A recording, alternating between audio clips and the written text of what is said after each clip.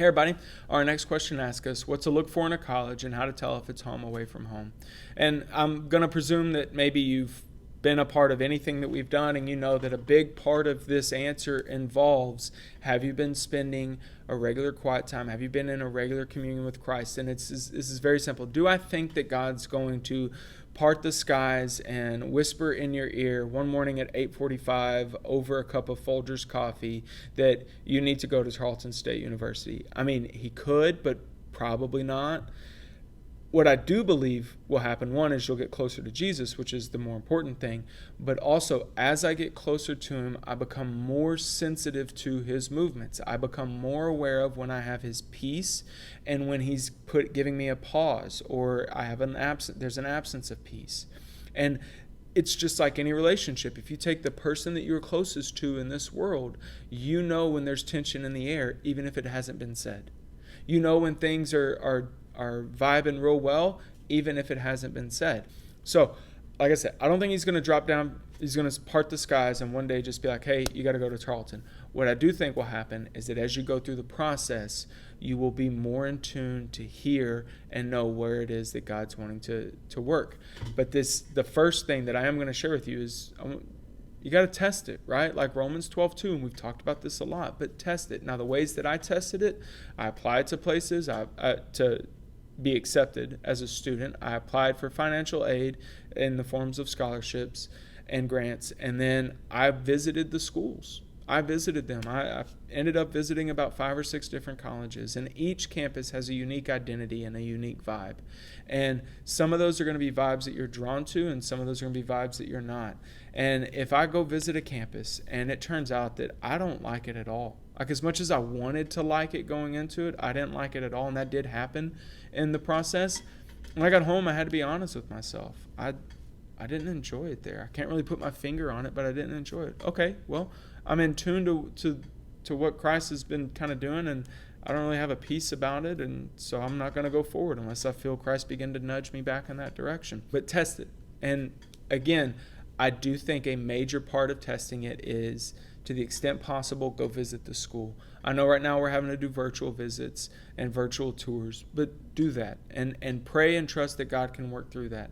The next thing that I would recommend you do is make sure that there is a pathway, and there are actually 2 pathways. If we're looking at a university, there's 2 pathways that I want to look for. I want to make sure that there is an academic path. You maybe, hopefully, have an idea of what your career is going to be at the end of your life as a student, and I hope it ends up being that.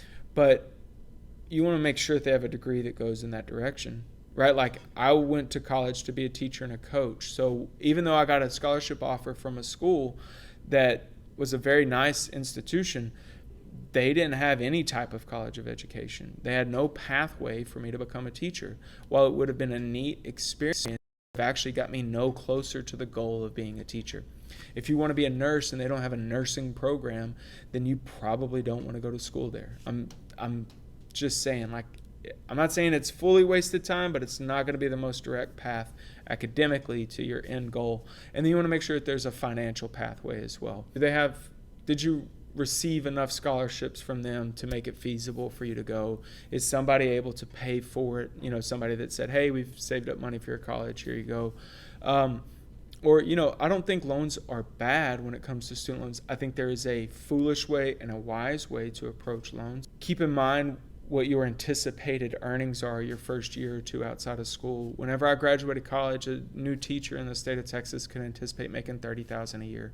It would not have made sense for me to have $100,000 in student loan debt for a $30,000 a year job. A few things to keep in mind overall, and these are any decision points for us going forward.